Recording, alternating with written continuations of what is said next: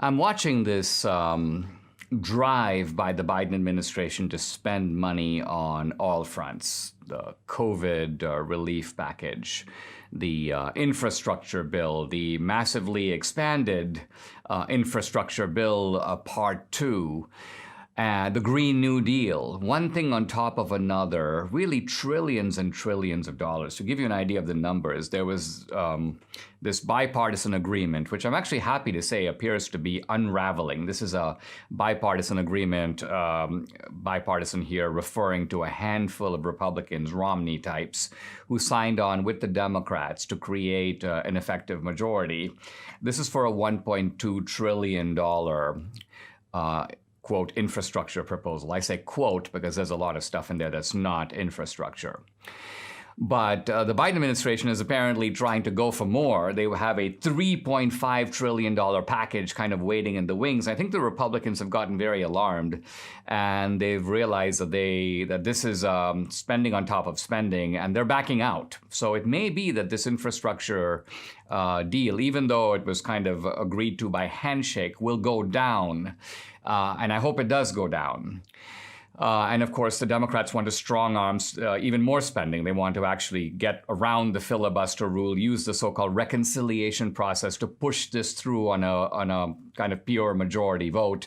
Although even there, it's not clear they have a pure majority, with people like Joe Manchin refusing to commit and probably going to vote against the bigger spending package.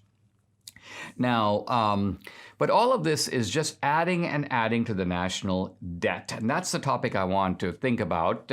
It's a hard topic to talk about because for most people, the national debt is kind of abstract and almost a little difficult to get your head around. We have a $28 trillion national debt.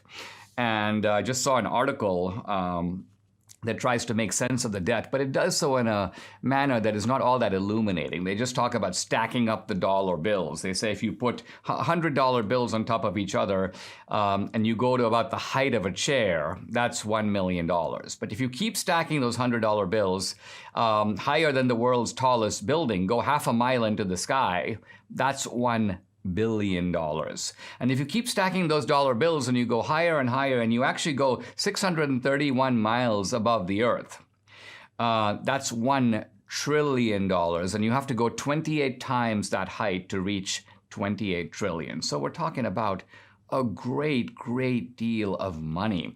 And by the way, our national debt is expected to double by 2050.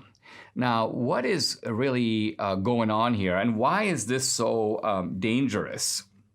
Let's remember we've seen an era of just big spending going on, and some of it's occurred under Republicans. Under George Bush, the national debt increased by about 80%, from about 6 trillion to nearly 10 trillion, a big jump. Now, under Obama, an even a bigger jump. Obama doubled the national debt from about $10 trillion to $21 trillion. But even Trump was a big spender. Under Trump, admittedly, some of this is COVID related, but we saw the debt go up to 26 trillion. Biden is driving it and wants to drive it much, much higher. Now, what do we mean when we talk about the national debt? This is the amount of money that is owed by the country, by which I mean by the government of the country. But let's remember, the government gets the money from the citizens. That's who ends up ultimately bearing the burden, because the government ends up raising this money at some point through taxation. So even if they don't tax you now, they're nevertheless laying a claim on private wealth. That's the only way that the government can, in fact, get money. Now, of course, the government can get money by printing, but printing money really is kind of the same thing. Printing money is imposing a kind of hidden tax on people. Why? Because it devalues the money that they already have. By printing money, you put more money into circulation, and you have a larger amount of money chasing the same amount of goods and services. That drives up inflation, and so on. So economists talk about all this in terms of crowding out private investment. They talk about it in terms of the interest that you have to pay on the national debt, which creates a burden on the government. There's less to spend on other things because you're paying so much. We pay currently about 10% of the entire federal budget is just interest on the debt. And all of this also has an impact on the credibility of the United States government and on the credibility of the US dollar. But I like to think of it in the simplest terms possible.